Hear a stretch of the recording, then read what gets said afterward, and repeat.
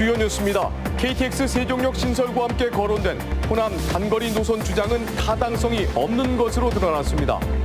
오송역 노선과 거리 차이가 없는 데다 중복 투자 논란까지 제기되고 있습니다. 충청북도 교육청이 비리 논란을 낳은 공립과 사립유치원 명단을 공개했습니다. 사적 경비와 고의 누락, 판공비 부정수급 등의 적발 내용은 도교육청 홈페이지에서 확인할 수 있습니다. 겨울잠을 준비하는 뱀들이 산으로 오르고 있습니다. 통발까지 동원한 극성 밀렵에 순환을 갖고 있는 현장을 취재했습니다. 차량 전좌석 안전벨트 착용이 의무화됐지만 착용률은 극히 저조합니다. 착용 여부에 따라 중상과 사망률이 최대 9배까지 차이가 났습니다. 여러분 안녕하십니까? CJB 8시 뉴스입니다. 세종역 신설을 포함한 호남 KTX 단거리 노선 주장은 아무래도 정치적 문제로 봐야 할 것 같습니다. 단거리 노선이라고는 하지만 거리를 재보면 오송역과 차이가 없고 선로를 세종시 가까이 붙이는 것도 결국에는 중복 투자입니다. 정치 논리라면 모를까 합리적인 시각으로는 납득이 되질 않습니다. 조상우 기자가 취재했습니다.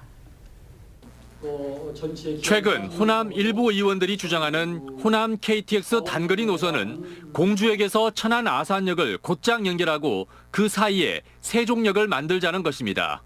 만약 현실이 되면 천안 아산역이 실질적인 KTX 분기역이 되고 오송역은 치명타를 입게 됩니다. 하지만 실제 거리를 재보니 이 주장은 타당성이 없는 것으로 드러났습니다. 정부 세종청사에서 공주 천안 직선 선로상까지 거리는 14.6km로 오송역에서 정부 세종청사까지 거리와 차이가 없습니다. 세종시가 추진하는 발산리에서 정부 세종청사까지 거리 5.5km보다 훨씬 더 멀리 떨어져 있습니다.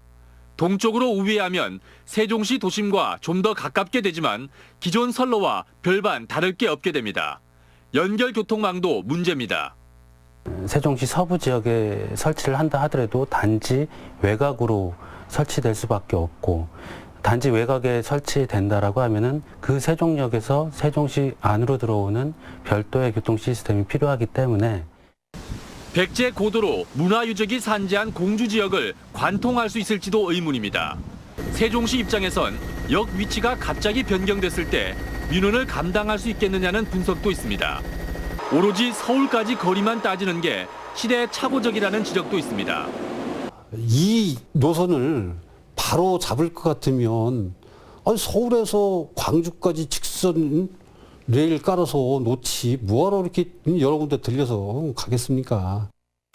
호남과 세종의 움직임을 예의주시하면서 논리적 허점을 정확히 짚어 더 많은 국민적 공감대를 이뤄가는 것이 앞으로 충북이 해나갈 일입니다. CJB 뉴스 조상우입니다.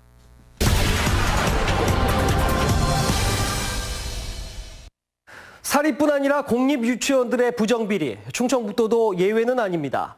공금을 쌈짓돈처럼 쓰고 회계 자료를 조작하는 등 비리의 온상이었습니다. 옥천의 한 유치원 행정 8급 직원은 학교 회계 통장에서 자신과 배우자, 언니, 동생 등 20여 명에게 1억 3천만 원을 송금하는 부정을 저질렀습니다. 이 직원은 통장과 회계장부 잔액을 맞추기 위해서 급식비 등 1억 1천여만 원을 고의 누락시켰습니다. 청주의 한 유치원 원장은 운전기사를 이중 채용하는 등의 수법으로 3억 7천여만 원의 비자금을 조성했다가 적발됐습니다. 또 자신이 판공비 지급 대상이 아닌데도 매달 최고 50만 원을 수령하다 적발됐습니다. 이 밖에 화장품이나 골프용품 등 개인용품을 사들이는데도 공금이 마구 쓰였습니다. 원장과 배우자 차량의 주정차 위반 과태료나 자동차세, 그리고 통신요금, 심지어 휴대폰 소액 결제도 유치원 회계에서 처리했습니다. 이렇게 비리가 천태만상이지만 처벌은 솜방망이에 그치고 있습니다. 이 때문에 걸리지만 않으면 된다는 도덕적 해이를 불러일으킬 수 있어 제도 개선이 시급합니다. 교육부가 유치원 공공성 강화 방안으로 국공립 유치원 이용률을 40% 조기 달성하겠다고 밝혔습니다. 하지만 근본적인 처방 없이 공공성만 강화하는 게 비리나 부정을 줄이는데 얼마나 효과적일지는 의문입니다. 뉴스인 뉴스입니다. 네, 다음 소식입니다. 중국 속담에 가유일로 여유일보라는 말이 있습니다. 집에 노인 한 명만 있으면 보물 한 개를 갖고 있는 것과 같다는 얘기인데요. 하지만 통계로 본 노인들의 삶은 보물 대접은 아닌 듯 싶습니다. 이윤영 기자입니다. 평균 수명이 늘면서 최근 3년 동안 충북의 노인 인구 역시 꾸준히 증가해 도내 65세 이상 인구는 15%를 넘어섰습니다. 전국 평균보다도 1.4% 높은 수준입니다. 하지만 노인들의 삶은 녹록치 않아 보입니다. 충북 지역 노인들의 고용률은 32.2%, 전국 평균보다도 높은데요. 결국 노인 3명 중 1명은 이 일을 하고 있다는 얘기입니다. 그 어떻게 누가 뭐 돈 자식들한테 돈 달래기 싫어.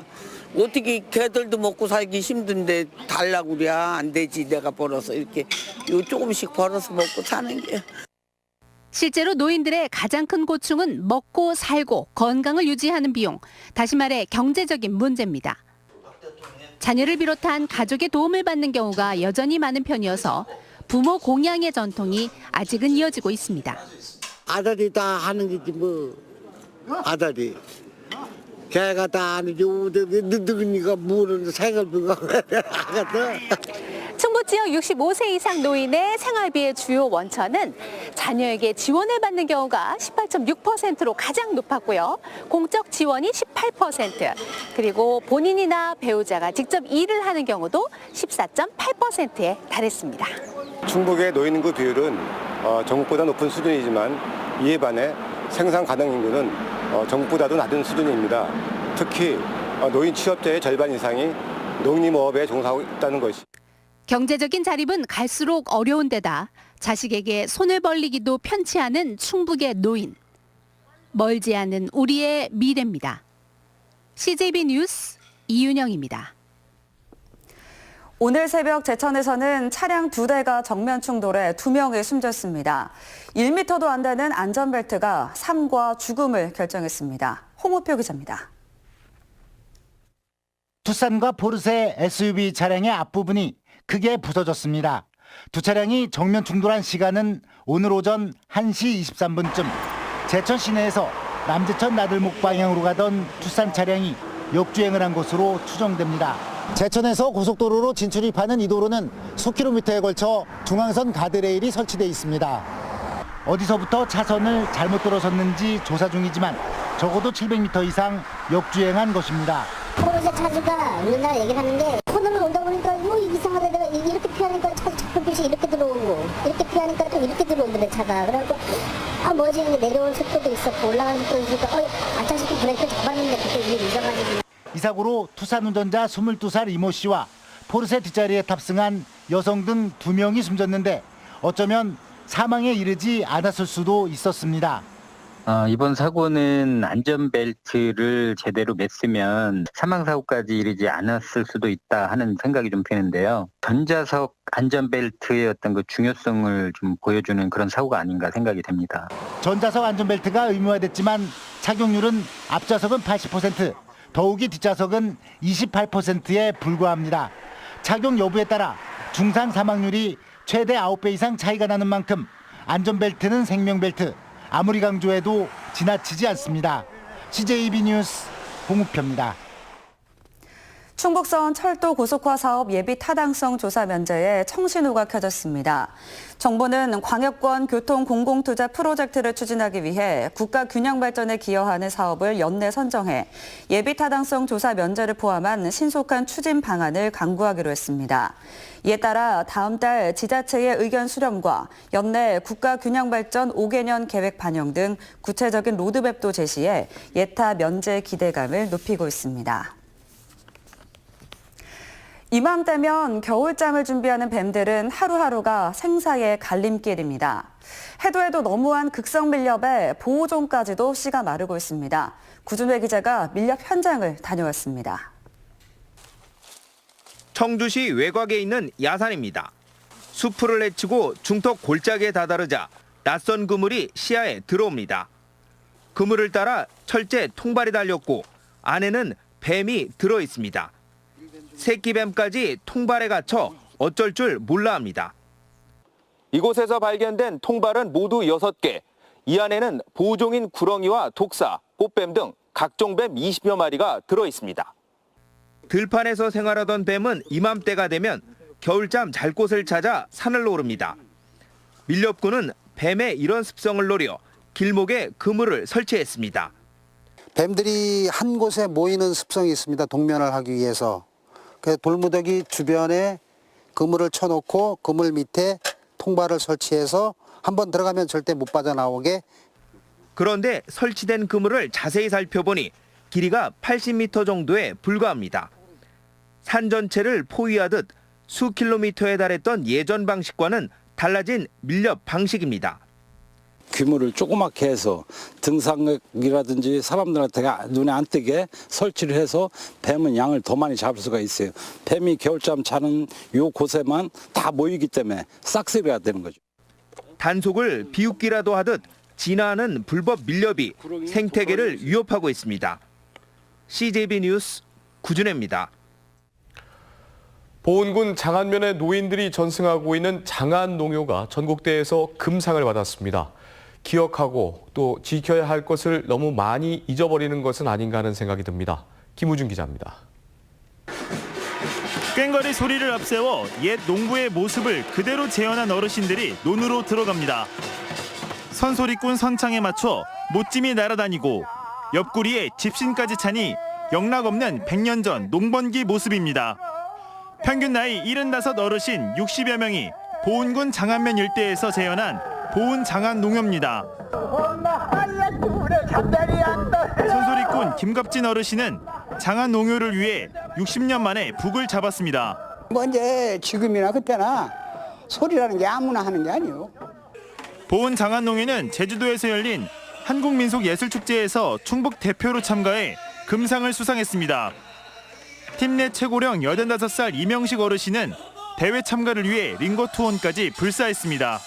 여기 나와서 소리 지르고 나면 소리 지르고 난 게 속이 시원하고 말이요. 훨씬 낫더라고. 전문가들은 농요야말로 날 것 그대로의 어르신 문화를 보여주는 중요한 무형유산이라고 강조합니다.